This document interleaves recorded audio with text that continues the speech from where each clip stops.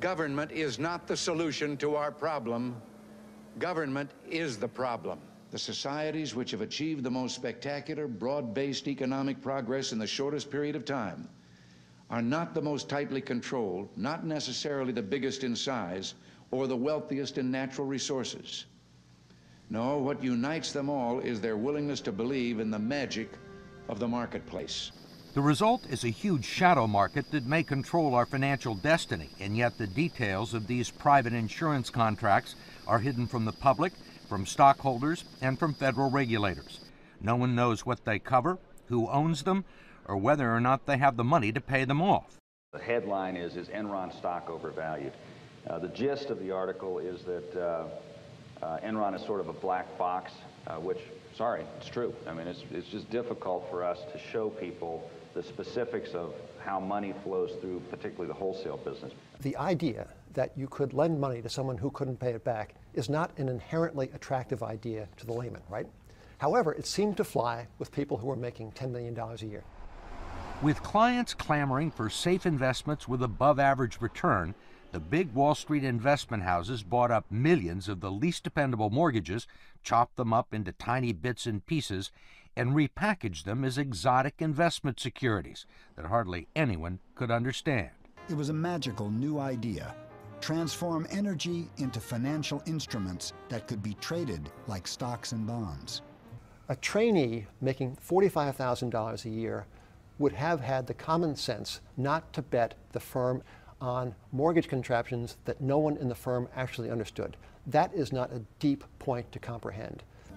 Enron essentially was losing money on a cash basis year after year, and yet it was reporting profits. So it was defying the laws of financial gravity, and the way it was doing it was with something called structured finance. This is actually the security. This is the selling document for the securities. It's hundreds and hundreds of pages of very small print with a lot of detail here. Think anybody ever read this stuff? I doubt very many people read it. These complex financial instruments were actually designed by mathematicians and physicists who used algorithms and computer models to reconstitute the unreliable loans in ways that were supposed to eliminate most of the risk. You spoke about bandwidth trading. What about weather options or futures? How is that market developing? Yeah, we have a market in weather.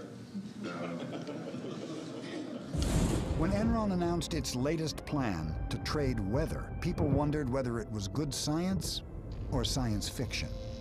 They are complex, in effect, mortgage science projects devised by these Nobel-track physicists who came to work on Wall Street for the very purpose of creating complex instruments with all manner of detailed protocols on who gets paid when and how much.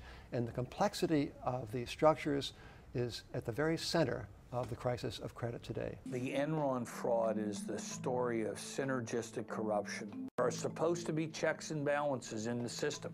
The lawyers are supposed to say no. The accountants are supposed to say no. The bankers are supposed to say no, but no one who was supposed to say no said no. They all took their share of the money from the fraud and put it in their pockets.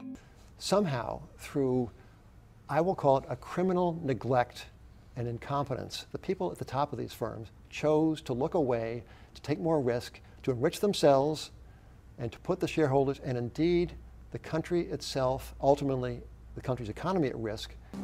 20,000 employees had lost their jobs. $2 billion in pensions and retirement funds had disappeared. Was Enron the work of a few bad men, or the dark shadow of the American dream? The magic of the marketplace.